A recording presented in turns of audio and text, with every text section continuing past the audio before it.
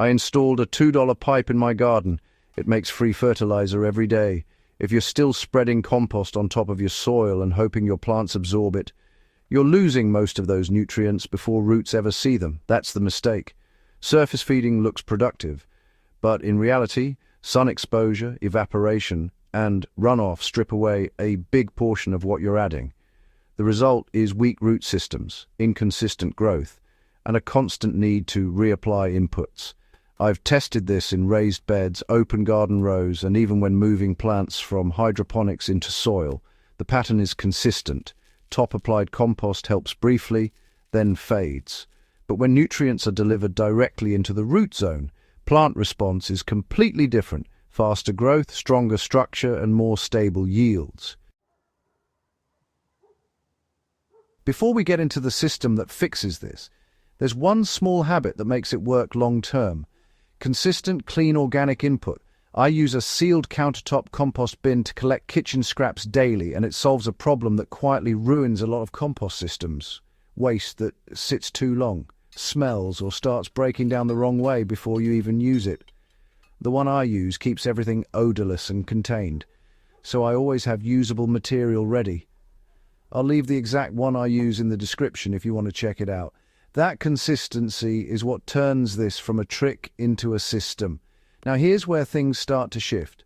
I stopped feeding the surface and started feeding the soil from inside. The biggest change I made wasn't what I added, it was where I added it.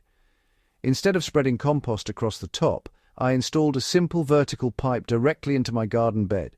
Just a basic PVC pipe, about 2 to 3 inches wide, with holes drilled along the sides. It cost almost nothing. I buried it so most of the pipe sits underground in the root zone, leaving just a few inches above the surface. And instead of top-dressing compost, I started dropping kitchen scraps directly into that pipe. That's where everything changed. This is what actually happens underground after you install it. Once organic material goes into the pipe, it doesn't just sit there. Moisture stays consistent, temperature stays stable, microbes begin breaking it down immediately. Then earthworms move in. They don't just eat the material, they distribute it. Worms pull nutrients out into the surrounding soil, leaving behind castings that are rich in plant-available nutrients. Microbes spread outward, improving soil structure and nutrient cycling. Instead of nutrients being lost on the surface, they're released exactly where roots are growing. This is the part most gardeners never tap into. So why does this work better than traditional composting in real garden conditions? Well, traditional composting works, sure, but it's a separate process. You build the pile, manage it, wait for it to finish, then move it into your garden. With this system, composting happens in place. There's no transport, no delay, and no nutrient loss between stages. Everything happens exactly where it's needed. In one of my raised beds, I installed 2 pipes and fed them regularly. Within just a few weeks, the soil around those areas became darker and more crumbly. Plant growth in those zones was noticeably stronger, thicker stems, deeper color, and faster development. The rest of the bed, using traditional methods, just couldn't keep up. The placement of the pipe honestly determines whether this works or not. You can install the pipe, but if it's not positioned correctly, you just won't get the full benefit. In raised beds, I place one pipe roughly every 3 to 4 square feet. That spacing allows nutrients to spread effectively without overcrowding the system. In larger garden plots, spacing can be wider, but the goal is the same. Keep the nutrient zones within reach of root systems. In containers, I use smaller versions, sometimes even a perforated plastic bottle, placed vertically into the soil. The scale changes, but the principle stays the same.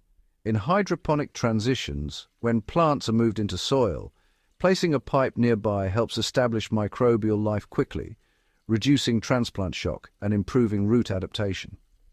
These details really do matter more than most people think. What you feed the pipe affects how fast it becomes productive.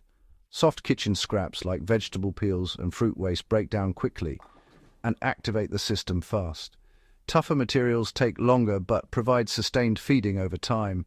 Chopping scraps into smaller pieces speeds everything up. adding a small amount of dry material occasionally keeps the balance right and prevents compaction. If you overload the pipe with too much wet material, it can slow down. If you neglect it, activity drops. This is a system that responds to consistency. This is where most gardeners make a mistake that ruins the system. They treat it like a dump. They add too much at once, pack it tightly, or ignore balance. That leads to anaerobic conditions, which slow decomposition and create odor. The better approach is steady, moderate feeding, a handful of scraps at a time, added regularly. Think of it as maintaining a living system, not disposing of waste. When managed properly, the pipe stays active, odor-free, and highly productive. The worm activity this creates is what makes it powerful. Once worms discover the pipe, they don't leave. They feed, reproduce, and continuously improve the soil. Their tunnels improve aeration and water movement. Their castings enrich the soil with stable nutrients. Over time, the area around the pipe becomes a concentrated zone of fertility, and because you keep feeding it, the process never stops. That's the idea of free fertilizer every day. After a few weeks, the difference becomes obvious. The soil changes first. It becomes softer, darker, and easier to work. Then the plants respond. Growth becomes more consistent. Leaves develop deeper color. Stems strengthen.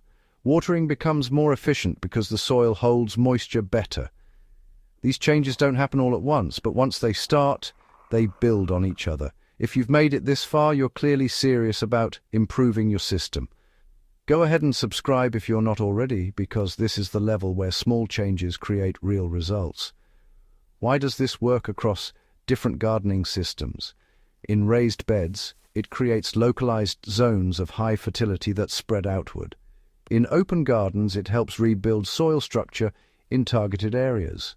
In containers, it provides a steady nutrient source without overwhelming the limited soil volume. In hydroponic transitions, it introduces organic processes gradually, helping plants adapt without stress. This flexibility is what makes it so effective. The real takeaway isn't the pipe. It's the shift in how you think about feeding your soil. Most gardening advice focuses on adding inputs. This system focuses on placement and process. You're not just feeding plants, you're feeding the biology that feeds the plants.